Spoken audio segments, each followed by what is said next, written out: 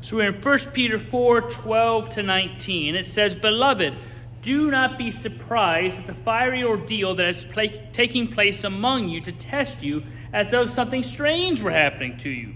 But rejoice insofar as you are sharing Christ's sufferings, so that you may also be glad and shout for joy when his glory is revealed. If you are reviled for the name of Christ, you are blessed, because the Spirit of glory, which is the Spirit of God, is resting on you.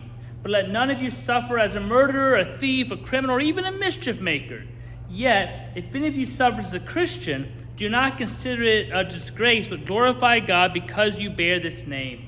For the time has come for judgment to begin with the household of God. If it begins with us, what will be the end for those who do not obey the gospel of God? And if it is hard for the righteous to be saved, what will become of the ungodly and the sinners? Therefore, let those suffering in accordance with God's will entrust themselves to a faithful Creator while continuing to do good." All righty, Cheryl, here's a sheet for you. So, in verse 12, the author kind of begins a new thought. He uses the term beloved as kind of like a resetting the stage a bit. So we're returning to this theme of suffering that we had earlier on in this letter. So this fiery ordeal could be something new that the author has heard about and is now kind of starting because he found out in the middle of the letter. He could be referring to something past. We aren't really sure. The writer has already referred to the reader's experiences as being a test of fire. It's analogous to that used to purify and test metals, this kind of fire. He talked about this earlier in the book.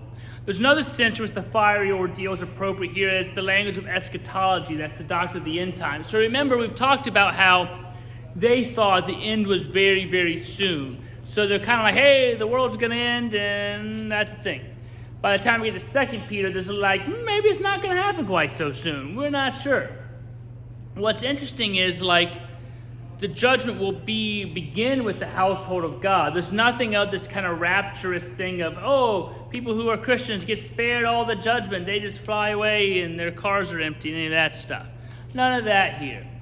But judgment shouldn't be a thing that's scary.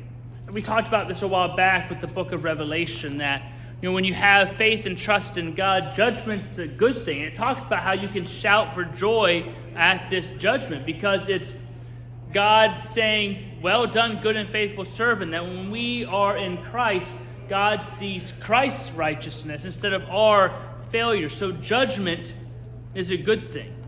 It's not like the scary judgment of Egyptian mythology where your heart is put on a scale against a feather of the goddess Ma'at, and if it's heavier than that feather, then the monster Amat comes and eats your heart, and your soul is cast out into the darkness. That is a bit terrifying, but this judgment for Christians should not be, in a sense, scary. But the writer wants us to know that suffering was and is part of the Christian vocation. We are saved not just by Christ's death substitute for our own, but by our participation in the life and death of Christ. And Christ is pretty clear up front that, hey, there will be suffering involved with following me.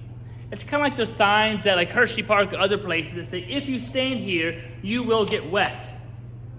You should not be surprised then if you're standing there and you get wet.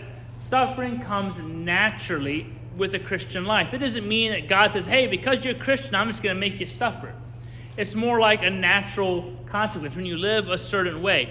If you are training for a marathon, your body is going to be sore at times.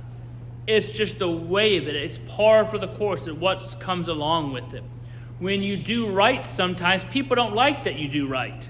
So you'll be judged and sometimes suffer for it. Sometimes when you turn the other cheek, you go the extra mile, you give to others.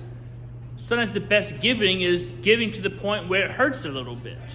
Otherwise, it's not a sacrifice. We're called to live in that way. So suffering is always part of it. And sometimes you're going to suffer for doing right.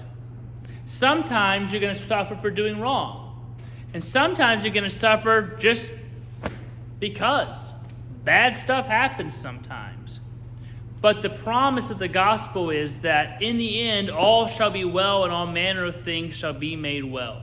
That we will go to a place where there is no more suffering or sighing or sorrow, but life everlasting. And so the author's trying to remind us that, yes, suffering is going to come. In fact, you should look for it because you don't want to be shocked by it. When you follow this way of Jesus, it comes. It doesn't mean that you should go out and glorify suffering or purposely try to find suffering. It's not that suffering is salvific in itself, but when you live this Jesus way, it's naturally going to happen sometimes. But the writer understands how difficult it is to remain faithful, how easy it is to sometimes quit. But he says the end is near, and God's judgment will be on us as well as the ungodly. Do not, however, fear that judgment, for that day will reveal God's glory, and in that you will share. Do not be paralyzed by intimidation, but continue in good works.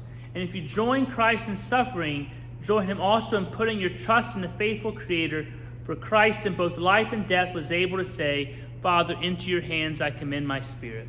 Kind of sermon today that God is in all things. You can find God in all things, even in our moments of suffering, in the judgment, in the life that is to come. God is in the midst of all of that, always and forever. Questions, comments, snide remarks? All right, thank you very much.